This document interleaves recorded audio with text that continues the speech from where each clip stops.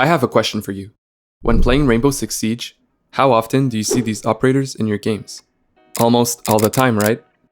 How about these operators? Not as much, right? Well, that's normal. The former are considered very strong, while the latter are generally considered bad. However, it doesn't mean you can't strategize and win games with these operators. Matter of fact, because they aren't chosen as much, you can actually catch your opponents completely off guard at times. And so today, I will explain why these operators are not all that bad, and I'll show strategies you can use with them, which can help you win a round or two. Before we start, if you appreciate this type of content, consider liking and subscribing to this channel, as it helps out a lot. Alright, without further ado, let's start with Nøkk. So Nøkk is considered bad because she doesn't have her silent step anymore, and while you can't see her on cams, you can still hear her. She also isn't immune to traps and beepers. With all that said, she has one of the best weapons in the game, a very cheesy shotgun, and a lot of secondary util. So here are some tricks that can give you an advantage. First, play her in open spaces, especially if that area has a camera and covers 2 floors, because that's where Nøkk can excel. Even if defenders can hear her, they might not be sure if she's on the 1st or 2nd floor. The sound is a bit more ambiguous. Let's take bank. Regardless if defenders are defending topside or basement, you can enter by lobby either way. You either go to lobby stairs for topside, or you can destroy the lobby hatch with her heartbeat charge. And if someone challenges you and you have the DMR, then you have a clear advantage weapon-wise. For any case though, you should always drone and try to avoid traps and barbed wire as much as possible. There are other maps in which a camera will cover 2 floors, so you can use the same reasoning for these maps. For the second trick, I recommend playing Nøkk when your opponents bring a Valkyrie, an Echo, or a Maestro. Why? Because a problem that I hear often for Nøkk is that defenders are supposedly not on cams often. Well, if defenders bring these types of operators, they're more likely to check cams because the quality of the information is better compared to default cams. So if you see that they bring these intel operators, then it might not be a bad idea to bring a Nøkk. She directly counters these operators. For the third trick, I recommend playing her as a lone wolf. With Nøkk, you want to make sneaky plays, take long entry points, make as little noise as possible, etc. Combined with her ability, roamers will think that a certain flank route is clear because they won't see her on cams. Let's take coastline. If they're defending hookah and billiards, one route I like to take is from main lobby through luggage. You avoid getting seen by 2 cameras there, and it works more times than you might think. Moving on, the next operator I want to cover is Alibi. So why is she considered bad? Well, most of the time, people are quickly able to locate the prismas, either by droning or by quick peeking. Otherwise, even though she can provide good info, people would rather bring a Valkyrie or a Melusi, where the information doesn't depend on the attacker shooting a gadget. However, she does have decent weapons and a bailiff to make rotates. She can also be very aggressive and annoying for attackers to deal with. But anyways, the first tip I want to give is to play Alibi in objectives with lots of windows and exterior gameplay. Because in my opinion, Alibi specializes in these objectives. If you put prismas beside objective windows, it can help you and your teammates make some runouts. Let's take clubhouse, gym and bedroom site as an example. There are a lot of windows to be aware of as a defender. However, if you put alibis there, well, for one, it blocks a bit of the view for attackers, but otherwise, if you see a prisma get pinged, either you or a teammate can run out and you'll know exactly where they are. Other objectives that have a lot of exterior gameplay are coastline kitchen and border topside. For the second tip, I would recommend playing Alibi in objectives where people usually make headholes. In the current meta, defenders like to make headholes on specific walls. Why? Because it extends the site and it makes it harder for attackers to push in. To make it even harder for attackers, you can place a prisma right behind the headholes. It's harder for attackers to shoot the base of it, and you and your teammates can either swing off the pings or make some bullet holes on the ground where it's a little less obvious. I've shown Oregon basement here, but you can also do some headholes in chalet topside and some in bank topside as well. And finally, for a very unconventional tip, I would recommend using observation blockers with her, because you can make some pretty ready plays. In contested areas, you can place some alibi clones around and some observation blockers, just to unsettle the attackers. However, you can also find a quote ratty corner and put an observation blocker, just close enough so that the attackers won't feel the need to drone that specific spot. It's very high risk but high reward, but if you're able to pull it off, it's pretty funny and satisfying. I actually have an example right here. I'm defending cafe basement and I'm holding the bar area with a prisma and an observation blocker. Here, the Hibana drones me, but misses me. Just gonna stop here. A quick shout out to mute. As you can see, it helps a lot if you have a mute or a Mozzie around because it makes droning even harder. So anyways, the Hibana misses me, so she thinks the area is clear. So the Deimos enters, gets preoccupied by the Prisma, and I'm able to catch him by surprise. I actually got the idea from 8Tom, a fellow Rainbow Six Siege YouTuber, so be sure to check them out. Next up, we have Sens. So why is Sens considered bad? Well, many people argue that regular smokes do the job just fine. And regular smokes cannot be destroyed by explosives, nor can they be countered by a mute jammer. So because of that, many people would rather play someone else with smokes than to play Sens. However, Sens has great guns and a lot of secondary util. Sens is also very good if you want to burn utility, like Aruni Gates or Jaeger ADSs. I think one of their unique strengths, and this is tip number 1, is that you can use lineups with Sens. So if you're not familiar with lineups, they are essentially a set of positions and crosshair placements, which makes an ability always land where intended. But anyways, you can have lineups with Sens because their ROU projectors are deterministic. So with that said, you can safely throw some ROU projectors from outside the map to cover some important sections.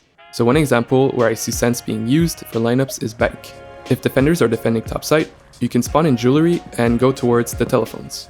There are 2 lineups I want to show you. So for the first one, you can go towards the left telephone and really wedge yourself between the telephone and the bench. From there, you can aim towards the top of the window like so and throw your ROU. It will cover the CEO head holes that players usually make. For the second lineup, you can go right in the middle of the telephones and throw your ROU around the same spot. So the wall here won't cover the head holes, but it will block the vision for anyone peeking from janitor, stock, and hallway. For the second tip, I recommend using the environment to your advantage. With Sens's ability, you can get creative, as the smoke wall covers horizontal distances and bounces around. So you can throw them in drone holes, above hatches, above skylights, etc. I'll show 2 examples here. The first one is for Cafe Topside. For this setup, you can first go towards the new hatch and throw your ability where the white carpet and the sofa meet. For the next ROU, you can go towards the skylight and throw it as far as you can towards the corner of the room, where it can land on the stone wall. So from there, if you and your teammates want to drop new hatch, then the smokes will create some cover for the balcony and also for cocktail. The second example I have for you is for border topside. A lot of attackers want to go towards office and fountain. With Sens, you can create some cover there by going on the roof and going towards the border skylight. The skylight here has multiple holes, but you want to be in front of the one where if you're aiming, you're seeing the east vehicle spawn. So in front of this hole, then you can throw your ROU just like so, and it will drop in office. And so the ROU here will block the defender's vision from fountain. So for the third tip, you can use Sens in square areas. So Sens's efficiency drops if the smoke is in a corridor, because you have less room, and if you're directly standing in the smoke, you see nothing, but defenders can actually see you. Therefore, you're better off using Sens's ability in square rooms, where you can create separation for you and your teammates. Here is one example in Oregon, to take control of blue.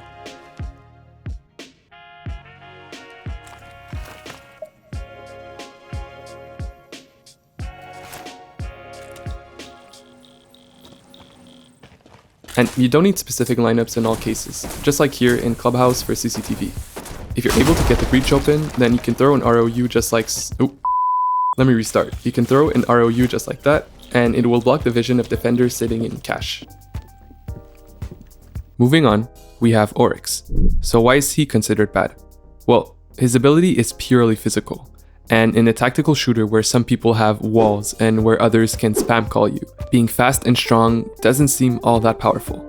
But at times, sheer strength is better than intellect. So here are a couple of tips that can help you while playing Oryx. So number 1 would be to flank often. So Oryx is one of the best flankers in the entire game. With his ability, he's able to travel great distances much faster than other operators. Of course, he makes a lot of noise doing so be careful when using a Rima dash. He is also a great flanker because he's able to go up hatches, and most of the times attackers won't expect that. When I play Oryx, I usually try to use hatches that are not too far but not too close from the bomb site. Let's take chalet bedroom and office site as an example. Let's say there's about a minute left and you know the players are pushing from library. You could drop down the bedroom hatch, run towards games, and then go up from that hatch. Most of the times, because of the fact that Oryx isn't played as much, well, attackers won't expect that play. Tip number 2 for Oryx is to get new lines of sight. So Rainbow Six Siege players thrive on information.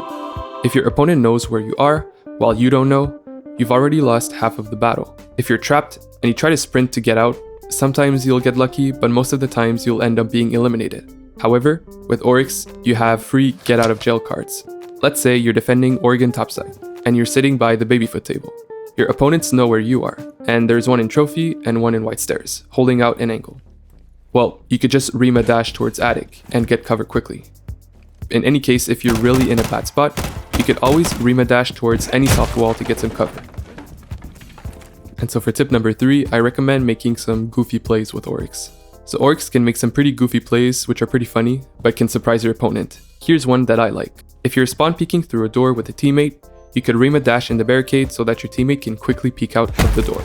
So this works especially great on coastline, but it could also work in cafe if you want to do a first floor spawn peek.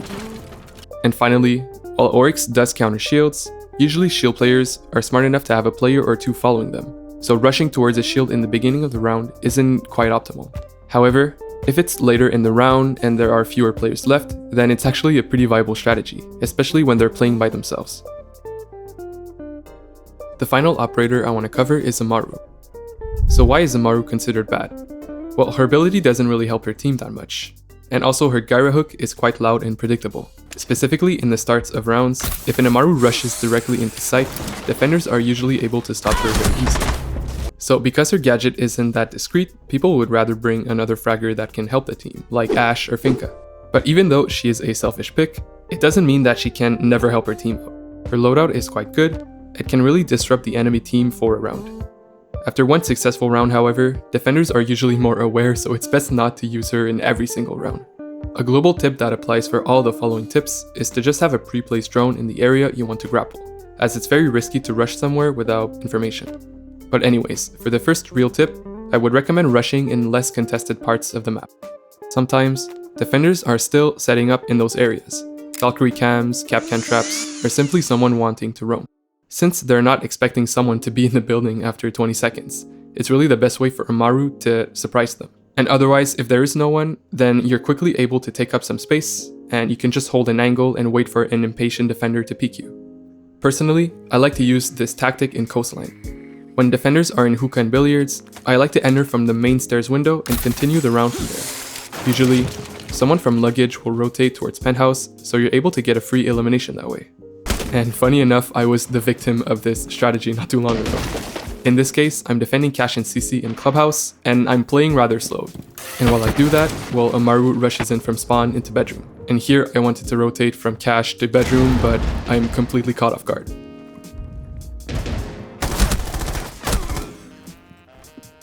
For the second tip, you should use any sort of noise to mask the sound of the gyro hook. So one of Amaru's weaknesses is that her gadget makes a lot of noise, so it's very easy for defenders to simply wait and eliminate her. However, you are able to mask the sound. And the best way to do so is to use your ability when your teammates use loud abilities, from ying flashes to gridlock track stingers, even line scans can help. So if you're able to synchronize with your teammates, then you have a much greater chance to surprise the defenders. An example where I see this being applied a lot is Cafe 3rd floor site. A lot of attackers like to spam some utility from the skylight. So when that happens, and if you're playing Amaru, then you can use one of the cocktail windows to enter and surprise defenders there.